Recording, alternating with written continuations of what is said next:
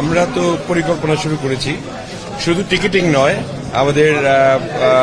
Civil এভিয়েশনের চেয়ারম্যানও আছে আমাদের সঙ্গে, সেক্রেটারি সাহেব তো আছেন। আমরা এটাকে ঢেলে সাজাতে চাই এমনভাবে যে শুধু টিকিটিং নয়, সিন্ডিকেট তো রয়েছেই, আমাদের যে লাগেজ হ্যান্ডলিং থেকে আরম্ভ করে প্রবাসী যারা আসে তাদের যে ভোগান্তি, সেগুলি নিয়ে আমরা এয়ারপোর্ট নিয়ে চিন্তা করেছি। ইতিমধ্যে আমরা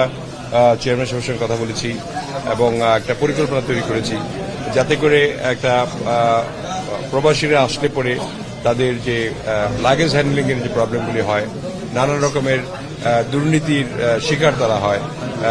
হারানোর শিকার হয়, সেগুলি যাতে না হয় এবং বিশেষ করে খুব আমাদের এয়ারপোর্টে এমন একটা অবস্থা যে কোনো যাত্রী আসার পরে লাগেজের জন্য ওয়েট করতে হয় আপনার 1 ঘন্টা 2 ঘন্টা, সেগুলি কিভাবে তড়িৎ গতিতে একটা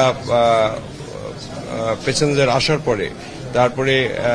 নেমে যাতে ইমিগ্রেশন করতে করতেই তাদের লাগেজগুলি তারা বেল্টে পায়, এই ধরনের একটা চিন্তাভাবনা আমরা সিভিল এভিয়েশনের সঙ্গে বসে করব, যাতে করে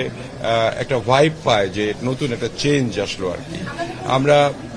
টিকিটিং এর যে ব্যাপারটা আছে সেগুলির সিন্ডিকেশনের একটা ব্যাপার রয়েছে, আমার মনে হয় সেটাকে ভাঙতে হবে এবং আমার মনে হয় যে এটার অনেক ক্ষেত্রে আমি শুনেছি যে আমাদের বিমান খালি যায়,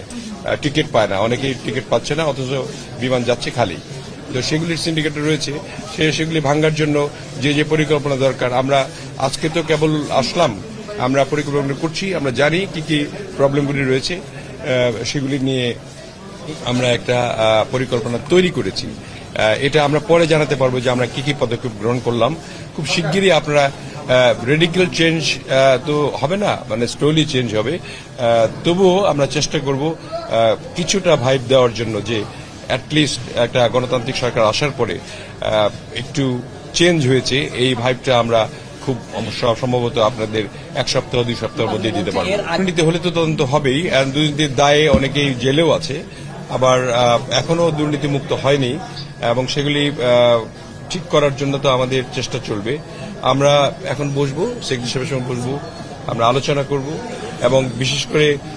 পর্যটনের ব্যাপারে আমরা অনেক চিন্তা ভাবনা করেছি, সুদূর প্রসারী চিন্তা ভাবনা করেছি।